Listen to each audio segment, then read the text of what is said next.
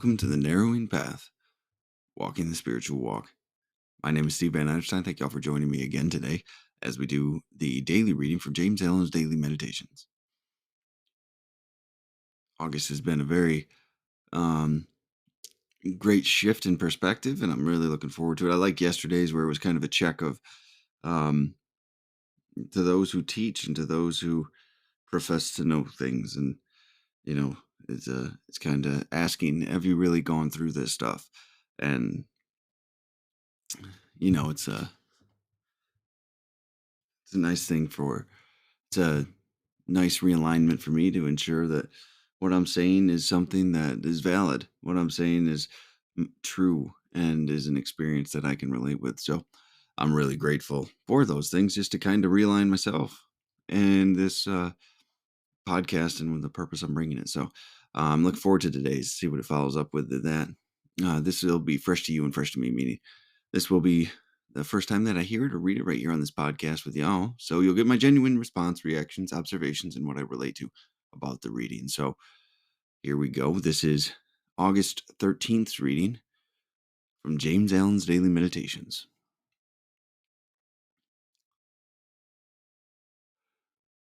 Make yourself pure and lovable, and you will be loved by all. Think of your servants with kindness, consider their happiness and comfort, and never demand of them that extremity of service which you yourself would not care to perform were you in their place. Rare and beautiful is that nobility of soul by which a man, forgetting his own happiness, seeks the happiness of those under his authority, who depend upon him for their bodily sustenance, and such a man's happiness is increased tenfold. Nor does he need to complain of those whom he employs, said a well-known and extensive employer of labor, who never needs to dismiss an employee. Said a well-known and extensive employer of labor who never needs to dismiss an employee. I have always had the happiest relations with my work people. If you ask me how it is to be accounted for, I can only say that it has been my aim to do for them as I would wish to be done by. Be friendly toward others, and friends will soon flock around you. And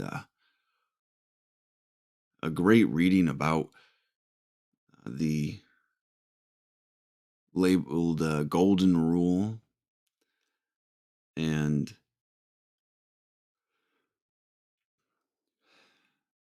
I mean, that's the general theme and concept of the whole thing, I think. But it's the way it starts out is interesting just because it shows the time period difference, but it's definitely still relatable and still applicable in a lot of ways today. And we'll get to that as we go through it. So let's look at the opening line right now. Make yourself pure and lovable, and you will be loved by all. Right? Well, that's the thing.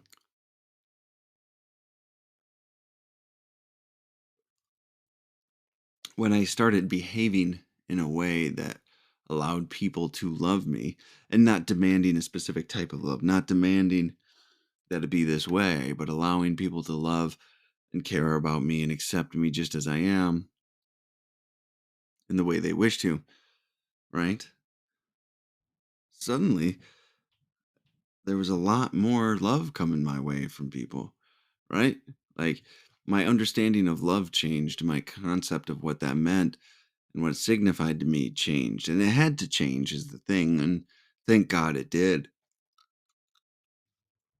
because it opened me up to a whole new realm of connection and compassion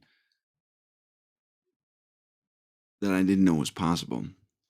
So make it when you live this spiritual way of life, walk the spiritual walk this narrowing path, make yourself pure and lovable, and you will be loved by all. So now let's go into this part where it's kind of got some old terminology and verbiage. Think of your servants with kindness, consider their happiness and comfort, and never demand of them that extremity of service which you yourself would not care to perform if you were in their place. So, servants is not really a commonly used word today, right? It's not necessarily as applicable as it could have been previously, but we still have a lot of interactions with people that are being of service to us, right? When we go out into the community in any way and we patron a store or just interact with those around us, whether we're driving and the other vehicles on the road and the drivers on the road, or whether we're walking and the other people that we share the sidewalk with. So, this kind of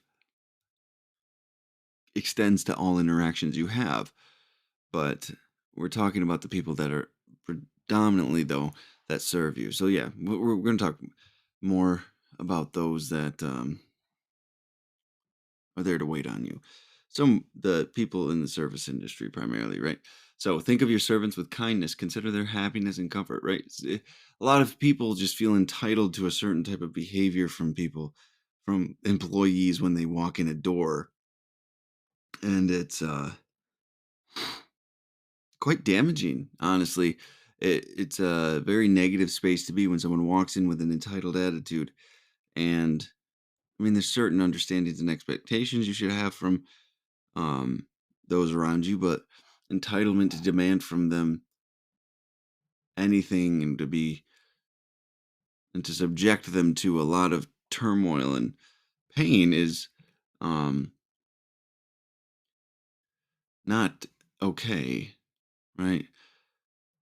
Practice kindness with all those you meet, and especially the understanding. And I think one of the biggest things I had to remember is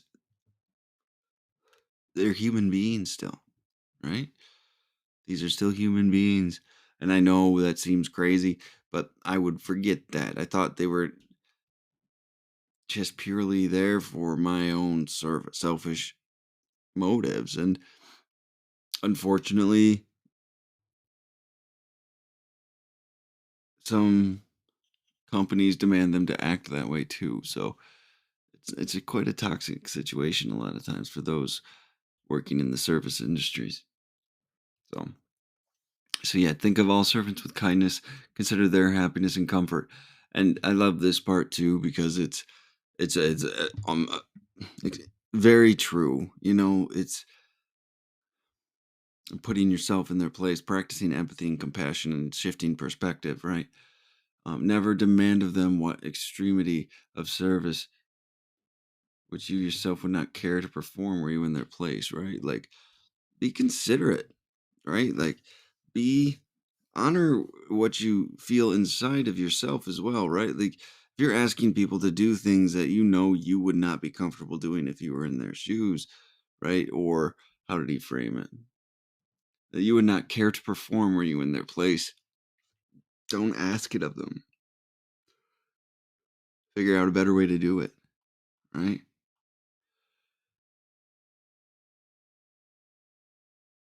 It's an important perspective to take and understand. What's true for yourself is most likely true for them. What is it? Emerson that says something similar to that. Rare and beautiful is that nobility of soul by which a man, forgetting his own happiness, seeks the happiness of those under his authority, who depend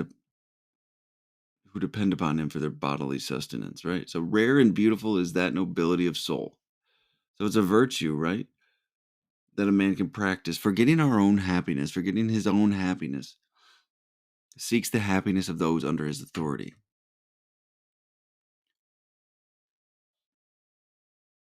who depend on him for their bodily sustenance. And then the next line, and such a man's happiness is increased tenfold, nor does he need to complain of those whom he employs.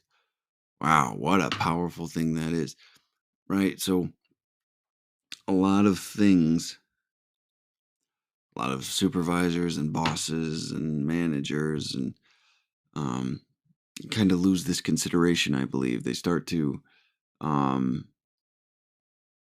have these people just consistently serving them in whatever way possible, and kind of and to the point of the expense of their own happiness and comfort and their own humanity. I think that's lost a lot of times in today's workforce, and they believe that they only should serve their own selfish ends at the expense of those who work under them. But if someone takes the position to be of service to those employees he or she is charged with, then their happiness is tenfold. Of course, with certain boundaries, of course, understanding of correct, what's the word I'm looking for? Correct ownership of emotions and whose responsibility is what. But to be of service to those below you, to enable them to facilitate them to have a life that they could be most happy with, will translate to more happiness for the person in charge, for for that individual that's overseeing them, right?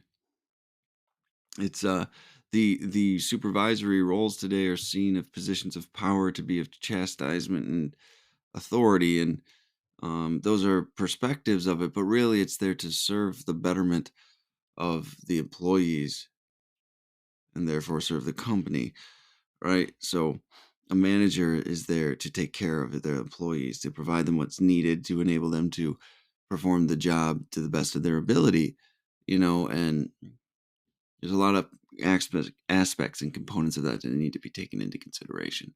And when you actually do that, and you provide your employees the opportunity to choose to be happy in their job role, a whole lot of things change. You know, a ton of things change. So, all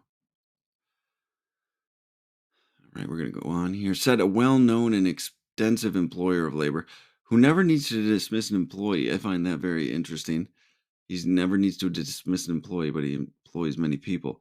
I've always had the happiest relations with my work people. If you ask me how it is to be accounted for, I can only say that it has been my aim to do to them as I would wish to be done by. So, yeah, do unto others as you would have them do unto you, right? The golden rule of Christianity.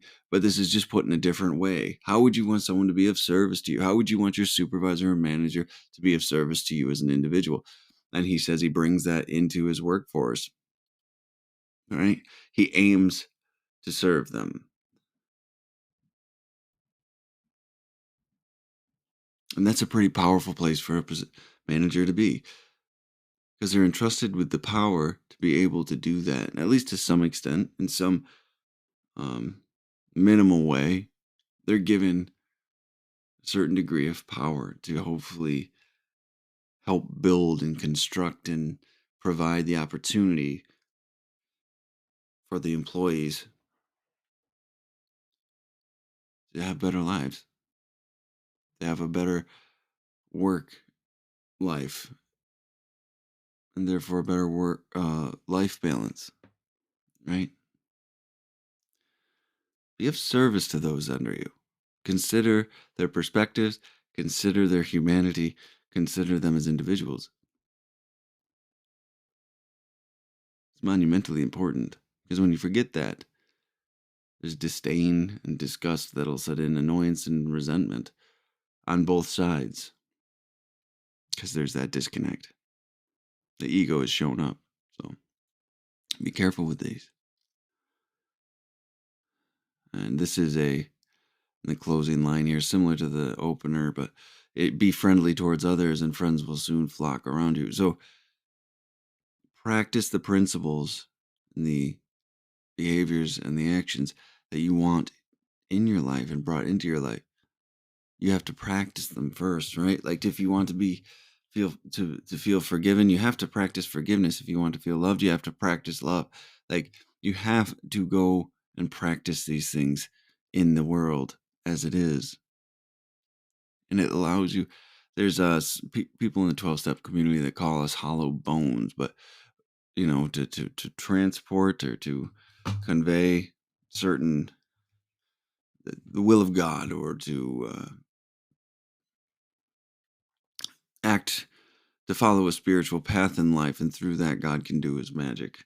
That power, that God of your understanding, whatever that label might be that you want to associate with that word. But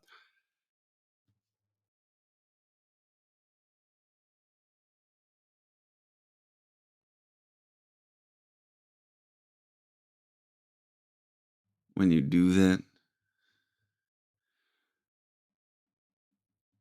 you forget yourself and you start to practice the things you want brought into your life.